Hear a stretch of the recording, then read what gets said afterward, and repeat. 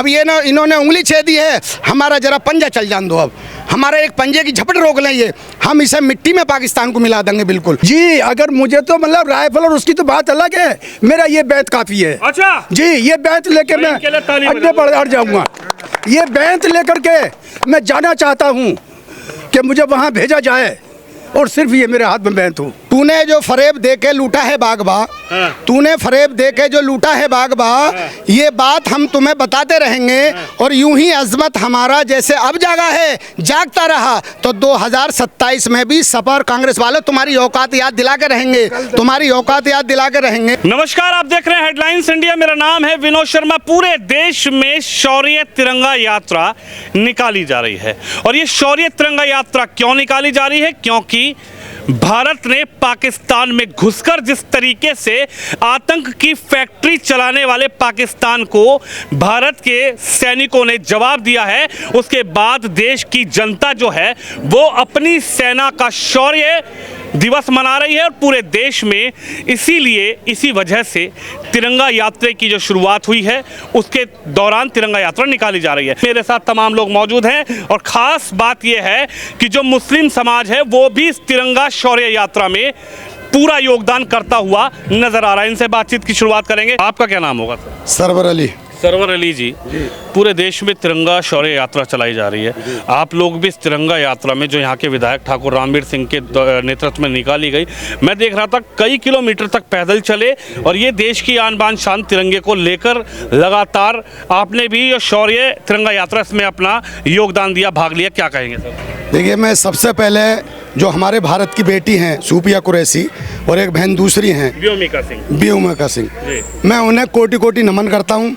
जो उन्होंने हौसला दिखाया हमारी बहनों ने और हमारी इज्जत बचाई उन्होंने, और दुश्मन के घर में जाके दुश्मन के घुटने टेके। तो वो शायद एक शेर लिखा कि एक ही बुलबुल काफ़ी है चमन के लिए, एक ही बुलबुल काफ़ी है चमन के लिए, और वतन की खाक ही काफ़ी है उन दुश्मनों के कफन के लिए, उन दुश्मनों के कफन के लिए। क्योंकि दिलबर के लिए दिलदार हैं हम, दिलबर के लिए दिलदार हैं हम, और दुश्मन के लिए तलवार हैं हम। और मैदान में अगर हम डट जाएं तो फिर मुश्किल है किसी से हट जाएं। तो ये हमारी जो एकता है भारत की, हम हिंदू मुस्लिम सिख ईसाई, हमने ये ठाना और मोदी जी से तक संदेश पहुंचाया कि ये जो दरिंदे हैं जो मानवता का कत्ल करते हैं वो ना किसी जात के होते हैं ना किसी धर्म के होते हैं। दरिंदा दरिंदा ही होता है, जो मानवता का कत्ल करता है वो किसी जात या धर्म का नहीं होता है। तो हमने मोदी जी तक ये और अमित शाह जी तक, होम मिनिस्टर साहब तक ये संदेश पहुंचाने की कोशिश करी और कहा हमने कि आप या तो हमें छूट दो और या सेना को छूट दो। हम ये जो उंगली छेद छेद के हमें परेशान कर रहे हैं अब हम बर्दाश्त नहीं करेंगे। अब ये ना इन्होंने उंगली छेदी है, हमारा जरा पंजा चल जान दो। अब हमारे एक पंजे की झपट रोक लें, ये हम इसे मिट्टी में पाकिस्तान को मिला देंगे बिल्कुल, और इसे मिलाकर बिल्कुल अपने देश में शामिल कर लेंगे। तो मोदी जी ने फिर और हमारी जो सेना है तीनों, उन्होंने वो रुतबा दिखाया हमारी बहनों को, से कहा कि जाओ मिटा दो। तो हमारी दो बहनों ने उसे घुटनों पे नहीं रगड़ता हुआ आया, वो बिल्कुल सिर रगड़ता हुआ, घुटनों पे नहीं आया, बिल्कुल नाक के बल नाक रगड़ता हुआ आया और अमेरिका पहुंचा और मोदी जी से विनती करी कि हमें माफ़ कर दिया जाए। और जो वहाँ नफरत के जो वो उन्होंने वाग लगा रखा आतंकवादियों का, उसे उजाड़ने का काम हमारी दो बहनों ने करा है बिल्कुल। और बिल्कुल ऐसे नाक रगड़ता हुआ आया, वो घुटने नहीं, लोग कहते हैं कि घुटने टेक गया, घुटने नहीं है, नाक रगड़वा दी, जमीन पे नाक रगड़वा दी बिल्कुल। देखिए, बड़ी बात यह है कि जिन महिलाओं से वो आतंकवादी बोल कर गए थे कि तुम्हारे आदमी को मार दिया, जाकर मोदी से बता देना, तो मोदी ने भी बता दिया कि उन्हीं बहनों को भेजा है, देश की बेटियों को भेजा है, देश की बहनों को भेजा है, और उन आतंकवादियों को सीधा मुंहतोड़ जवाब दिया है। क्या कहेंगे? बड़ी शौर्य यात्रा निकाली जा रही है, तिरंगा यात्रा निकाली जा रही है, और देश का हिंदू मुस्लिम सिख ईसाई वो इस तिरंगे की आन बान शान को लेकर ये संदेश दे रहा है दुनिया में कि भारत को छेड़ोगे तो भारत छोड़ेगा नहीं। हम सब हिंदुस्तानी हैं जी, हम में कोई जात पात नहीं है, हम सब मिलके एक हिंदुस्तानी है। अभी तो दो बेटियां गई हैं, जिस दिन 4 चली गई तो उसमें तालाब खुद जाएगा। अभी 2 बेटियों ने तो जो ये हाल कर दिया, जिस दिन 4 बेटी चली जाएंगी तालाब खुद जाएगा। और यही कहना है मेरा, और से क्या कहूँ। अभी 2 ही हैं, जिस दिन 4 चली गई तो ख़त्म हो जाएगा पाकिस्तान। क्या लग रहा है पाकिस्तान को समझ नहीं आया कि ये नया भारत है, ये भारत जो है वो बदल चुका है, पुराना भारत नहीं है। अब ये भारत जो है ये सीधा ईंट का जवाब पत्थर से देना सीख गया है। थोड़ी बर्दाश्त की थी हमारे हिंदुस्तानियों ने, जब बर्दाश्त की तो उनके समझ में नहीं आया। अब बर्दाश्त करने का काम खत्म कर दिया है। कोई एक चांटा मारेगा तो हम उसके 2 लठ मारेंगे, घुमा के मारेंगे। और ये जवाब दे भी दिया पाकिस्तान? दे दिया, पक्का दे दिया। आप धर्म पूछोगे, आप कुछ भी करोगे, लेकिन भारत का हम हिंदुस्तानी हैं। हम हिंदुस्तानी हैं, तिरंगा वाले हैं, हिंदुस्तानी तिरंगा वाले हैं जी। चाचा नमस्कार। नमस्कार। आपका क्या नाम है? जी मेरा नाम मौलाना खुर्शीद है। खुर्शीद साहब, कितनी उम्र होगी आपकी? जी मेरा 70 से ऊपर है। 70 से ऊपर है। मैं देख रहा था सुबह 6:30 बजे से यात्रा शुरू हुई और लगभग 10 किलोमीटर की यात्रा चली और आप पूरी यात्रा में शामिल रहे? बिल्कुल साथ साथ रहूंगा, आगे को भी रहूंगा इंशाअल्लाह। मतलब मेरे कहने का ये है कि हमारे हिंदुस्तान को और मुसलमान को ख़ास तौर से ये समझ रखा है कि हम इनको बरगला देंगे, लेकिन हम बरगलाने में किसी के नहीं आएंगे। उन्होंने जो हमारे कश्मीर में नाम पूछ के मारा, उनका मकसद ये था सारा उस जगह में कि यहाँ हिंदू और मुसलमान चल जाए और मुसलमान और हिंदू आपस में लड़ें, लेकिन हम हिंदुस्तानी हैं, हम एक हैं और एक रहेंगे। और हिंदू पाकिस्तान को, हिंदुस्तान का एक एक सिपाही और एक एक बूढ़ा मुझ जैसा जवाब देने के लिए तैयार है। यानी 70 साल के चाचा के जिगरे में जज्बा है कि छेड़ोगे, 80 साल छेड़ोगे तो छोड़ेंगे नहीं। जी अगर मुझे तो मतलब राइफल और उसकी तो बात अलग है, मेरा ये बैत काफ़ी है। अच्छा जी, ये बैत लेके मैं अड्डे पर अड़ जाऊंगा। ये बैत लेकर के मैं जाना चाहता हूँ कि मुझे वहाँ भेजा जाए और सिर्फ ये मेरे हाथ में बैत हो। आप यानी कि चेतावनी दे रहे हैं कि हरकतों से बाज आ जाए? नहीं, हल्का नहीं, हल्का तो होने का सवाल ही पैदा नहीं। हरकतों से पाकिस्तान बाज आ जाए? हरकत पाकिस्तान हरकतों से बाज आ जाए, वरना मुझ जैसे लड़के हाँ, ये निकल के आएंगे और तुझे सबक सिखाएंगे। ये हमारी बेटी जो वहाँ पहुँची, दोनों बेटी, उनका बहुत बहुत इस्तकबाल करता हूँ और मैं उनको बहुत इस्तकबाल के साथ सलाम करता हूँ कि उन्होंने इतनी हिम्मत जताई और अंदर जाकर के मारा। और ये योगी जी ने और मोदी जी की ये पॉलिसी थी। अगर वो चाहते तो उल्ली तरफ भी बमबारी कर सकते थे, लेकिन उन्हें सेना पर बमबारी करनी नहीं थी, पब्लिक पर बमबारी करनी नहीं थी। उन्हें सिर्फ उन्हीं मुखालिफों को, उन गद्दारों को सबक सिखाना था। जहाँ जाके हमारी बेटी सोफिया कुरैशी ने जाके बम मारा और उनको निश्तो नाबूद किया। यानी कि एक बहन ने ये सबक सिखा दिया कि छेड़ो मत, ये भारत है, ये नया भारत है, छोड़ने वाला नहीं है। जी, ये नया भारत है।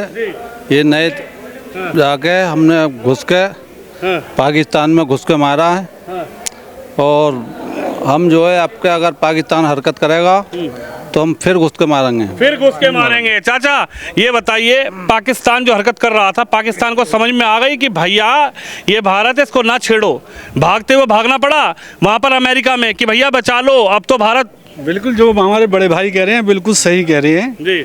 उसका अगर छेड़ेगा तो अंजाम गलत ही होगा। अंजाम गलत होगा। साहब एक शायरी मैं कहूँगा आपको, उन बेटियों के लिए, उन बहनों के लिए ज़रा सुनाइए जिस बहन ने देश का शौर्य, तिरंगे की आन बान शान को पाकिस्तान में जाकर दिखाया कि ये शौर्य भारत की सेना का है। जी, ये वो जो हमारी बहनें हैं कि सारा देश, मेरे पास भी 2 बेटी हैं, मैं भी अब मुझे जज्बा ये आ रहा है मेरी बहन का हौसला देखकर कि मैं भी सेना में अपनी बेटियों को भेजूं।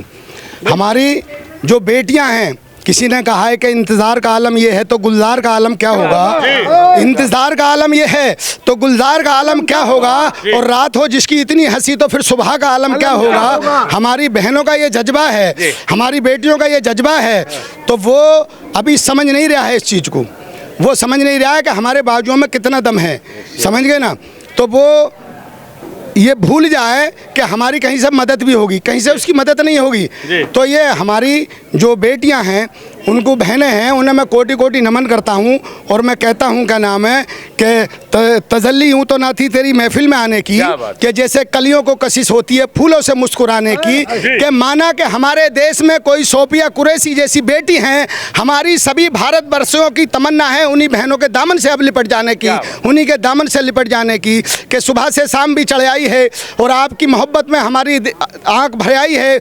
और बहनें हम लिए फिरते हैं साथ में अब आपके जनता के बहनों, आपकी तस्वीर भी अब हमारे सब भारतवासियों के दिलों में उतर आई है, आपकी तस्वीर भी हम भारतवासियों के दिलों में उतर आई है। तो ये हमारी जो बहनों ने जज्बा दिखाया है, तो ये हम सलाम करते हैं और हम अपनी सेनाओं को भी सलाम करते हैं। अच्छा, एक बात बताइए, जब ये पूरी तस्वीर हुई, ये पूरी घटना हुई, इसके बाद मुख्यमंत्री योगी आदित्यनाथ ब्रह्मोत्सव के सामने खड़े हुए थे और वहां से एक संदेश देने का काम किया योगी आदित्यनाथ ने कि भारत अब पुराना भारत नहीं है, भारत के पास वो हथियार हैं जो अगर चाहे पाकिस्तान को तो 24 से 48 घंटे में पाकिस्तान को सांस न लेने दे। योगी आदित्यनाथ जी के लिए क्या कहेंगे, मुख्यमंत्री आपके प्रदेश? मैं आपसे, वो महाराज हैं हमारे, जो है मुख्यमंत्री हैं, मैं बड़ा आदर और सम्मान करता हूं उनका, लेकिन मैं आपसे एक बात बता दूं, जब बाज के जो है कौवा ठोंक मारना शुरू करता है तो बाज जो है उसके मुंह नहीं लगता उसकी ठोंक पे, वो अपनी उड़ान ऊंची करना शुरू कर देता है। तो वो ये देखता है कि कौवे तेरी औकात कितनी है। तो इस वजह से भारत ने ये बर्दाश्त करी, बोले तेरी औकात जो है वो हमारे मुँह लगने लायक नहीं है। तो जब कौवा, आपने देखा होगा सर कि कौवा जब बाज उड़ता है तो कभी कभी एक दो कौवे आ जाते हैं, वो ठोंक मारना शुरू करते हैं, आपने देखा होगा। तो बाज उनके मुँह नहीं लगता क्योंकि उसकी औकात नहीं है कौवे की, तो वो मुंह नहीं लगता है, वो अपनी उड़ान, और जब वो उड़ान अपनी ऊंची करता है तो कौवा हों रुक जाता है, उसकी कोई वो नहीं है। और हमारे महाराज का तो सिस्टम ही अलग है, महाराज तो जवाब ही नहीं है महाराज का। तो महाराज जी के लिए भी जरा दो शब्द बता दीजिए। महाराज क्या है, क्या बात? देखिए हमारे, मैं एक मुस्लिम धर्म से हूँ, थोड़ा हमारे धर्म के अनुसार तस्वीर लगाना वो उचित नहीं समझते ना। महाराज साहब की तो तस्वीर हम लोग गले में टांगना चाहते हैं। अच्छा जी, किसी ने कहा है कि आग को मोम के पास तो लाकर देखूं, हो इजाजत तो सर तुम्हें हाथ लगा कर देखूं, और ये दिल का मंदिर बहुत दिनों से वीरान नजर आता है। हो इजाजत तो योगी जी तुम्हें हाथ लगा कर देखूं। हाँ जी, हाँ, मतलब एक मोहब्बत में छूना, नजदीक लाना, समझ गए ना। तो कि आग को मोम के पास तो लाकर देखूं, सर हो इजाज़त तो तुम्हें हाथ लगा कर देखूं, और ये दिल का मंदिर बहुत दिनों से वीरान नज़र आता है, जी में आता है उसमें योगी महाराज आपकी एक तस्वीर लगा कर देखूं, जी में आता है योगी महाराज उसमें एक आपकी तस्वीर लगा कर देखूं। तो ये हमारे जो कुछ अभी सर आपके चैनल बारे आए थे विधायक जी के उस पर, तो नेशनल मीडिया आई थी आपकी, तो वहाँ मुझे लाइव ले लिया था डिबेट में, तो वहाँ जो है सपा और कांग्रेस के वक्ता भी थे, क्या नाम है, तो उन्होंने कहा कि भाई ये मुसलमानों को डरा के और जबरदस्ती से रामवीर सिंह ने वोट लिया है। अच्छा, ऐसा भी कुछ है क्या? हाँ, उन्होंने कहा था कि डरा कर वोट लिया है। तो मुझे जब लाइव लिया तो हमने कहा ये धर्म के ठेकेदार हैं, ये हमें डराते थे भाजपा के नज़दीक, समझ गए ना, और हम लोग दूर दूर भाजते थे। किसी ने कहा है कि आंखों में रहा दिल में उतर कर नहीं देखा, और कश्ती के मुसाफिर ने समंदर नहीं देखा, और पत्थर कहता रहा मेरा मुझे चाहने वाला, और मैं इतना मोम का था उसने कभी मुझे छूकर नहीं देखा। तो हमारे जो ठाकुर रामवीर सिंह जी थे और भारतीय जनता पार्टी तो मोम के थे, बहुत बिल्कुल मुलायम थे, लेकिन लोग जो नफरत फैला के पत्थर का बताए करे तो लोग उन्होंने छुआ नहीं, डरते रहे। तो हमने उनसे कहा, मैंने कहा ये हैं धर्म के ठेकेदार, तूने जो फरेब दे के लूटा है बागबा, तूने फरेब दे के जो लूटा है बागबा, ये बात हम तुम्हें बताते रहेंगे, और यूं ही अजमत हमारा जैसे अब जागा है जागता रहा तो 2027 में भी सपा और कांग्रेस वाले तुम्हारी औकात याद दिला के रहेंगे, तुम्हारी औकात याद दिला के रहेंगे।